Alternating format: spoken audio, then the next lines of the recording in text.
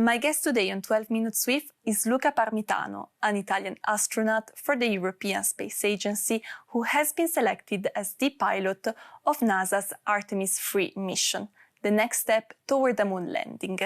Welcome, Luca Parmitano, and thank you for joining us. Thank you for having me. You were the first Italian commander on the International Space Station, the first Italian to ever perform a spacewalk, the first to ever organize a DJ set from space, and now you will be the first European to be part of an Artemis mission. Bring us back to the moment in which you received a call telling you that you were going to be part of this adventure. Yeah, that's really recent, so it's really fresh in my mind, and I don't think I will ever forget that moment because this mission was not at all on my horizon. I wasn't thinking about an assignment. I was focusing on another job that I was doing at the time, which was taking care of the crew on orbit on the International Space Station. So when I saw the phone number of the boss of the astronaut corps, I thought it was going to be something related to that. So when I answered the phone, my mind was about 400 kilometers above the Earth, thinking about the mission ongoing. And when he told me, "Hey, Luca, we want you to be the pilot on the Artemis III mission," it didn't register for a second. And so I actually told my boss, I said, "Can you say that again? I was in this group." And when he told me the exact same words, I was speechless, which is quite unusual for me. And I was really grateful. Right away, I was flooded with gratitude at the opportunity, but also I was humbled by the mission and the achievements that we need to put in place in order to complete it successfully. The Artemis III mission is set to launch in 2027. It does not involve a moon landing. Instead, you will stay in low Earth orbit to test the technology essential for a future moon landing. How important is this mission for NASA's moon program? It's quite indispensable to lower the acceptable risk for the moon landing. You see, we are going to stay in Earth orbit because we don't know what the behavior of the spacecraft is going to be when performing very complex maneuver like rejoining close proximity operations and docking with two different spacecraft. None of this has been tested. None of this has been yet even simulated. We are working with the providers of the human landing systems to see how we can integrate our simulations, but we don't really know the behavior. So there is going to be an extensive involvement of the crew, the commander and the pilot. We will perform both maneuvers in automatic systems, with automatic systems and manual systems. We will always shadow the automatic approach because it's something that hasn't been tested yet. So it's indispensable because once we achieve our mission, then we'll know that we can complete these actions and the next crew can focus on the actual landing on the surface of the moon. And NASA has described this mission as one of the most complex human space flights in recent history. But then what makes this mission so challenging from a technological but also from a human perspective? From a technological point of view and logistics point of view, we have 3 launches that have to happen in close proximity and from very different spacecraft. So the first one to launch is going to be the spacecraft from Blue Origin. It's the only one that can loiter for about 30 days, giving us a little bit of a buffer to launch with our SLS system and the Orion spacecraft. We have a limit of about 21 days of resources. So we have 3 weeks to launch, join up with the Blue Origin spacecraft, rendezvous dock. We're going to have 2 astronauts going inside, and those are the technological aspects that are really complex. And then we're going to separate, fly around, check any visible effect of the docking rendezvous. And that's where we're going to have the 3rd launch of the SpaceX vehicle.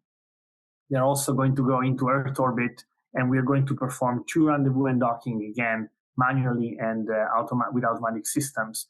So again, technology that's never been tested. And from a crew point of view, the spacecraft, the Orion, is only about 8 or 9 cubic meters. So people living in a small, close environment for up to 3 weeks in an environment that was not designed for the spacecraft, because Orion is designed for deep space where conditions are completely different in Earth orbit. So there's a lot going on. There's a lot of training and a lot of thoughts going into what the mission is going to look like.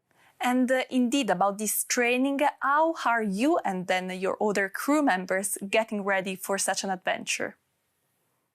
So our training is very complex and wonderfully different and varied.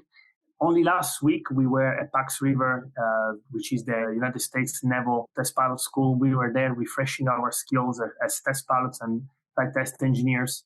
We flew there with 2 aircraft just to get refreshed on some of the techniques. Then this week, we started with several simulations. The first one in the mock-up with full suited and getting familiar with our spacesuits. And then yesterday, Andrea and I were in a 6-hour simulation dealing with several different malfunctions that we had to deal with together with the ground. These simulations are going to go on for the rest of the summer. And then in the fall, we're going to start working with the 2 landing systems so that we do complex simulation, both with the ground teams and the flight team. You sound indeed very busy, and you're going into orbit, as you said, with 3 other astronauts from NASA. On Earth, we know that the political relationship between the EU and the US has been very tense lately. How is it in orbit? It's completely different. We don't look at what's happening at political level. We are operators. We are used to, there's an expression, to work across the aisle. We are not interested in political backgrounds or political heritage or political views or religion. We are focused on exploration, on technology, on science. We like to build bridges, not walls. And so even though this is indeed a race with a political background to go back to the moon, we as Europeans, we as Italians, we want to be strong partners of the United States in this race. And we all feel a common goal, which is that of the betterment of humankind on Earth, our life. And this is the next step. So we are joined by a common goal. And you mentioned before competition. We know that China and India are also trying to get to the moon. Is this posing any pressure, let's say, to the Artemis program? I would say so. I think there is a real race going on. There is a pressure. That's why I believe that NASA administration a couple of months ago made those announcements to the ignition program, where they want to accelerate the number of flights and the sequence of flights. But that with that pressure comes also a positive attitude that they want to achieve it, and we as Europeans have an opportunity to be part of this. So. As a staff member of the European Space Agency, I believe that it's a positive move, that things are moving.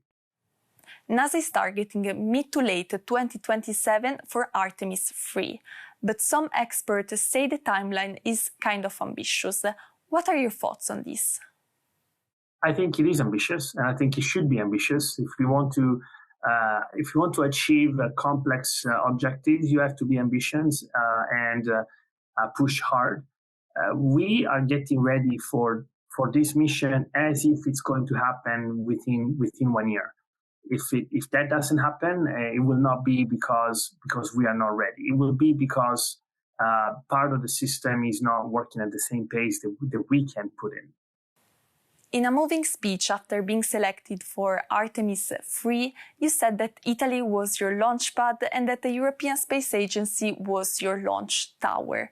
What did Italy give you, and what will you bring into orbit from your European identity? You have to think that when I was only 19 years old, Italy invested a lot in me, in a young man that had big dreams. So I was able to go to the Italian Air Force Academy that gave me education, not only on paper, but also professional education. The Italian Air Force provided me with skills and a background that is very useful today in my job.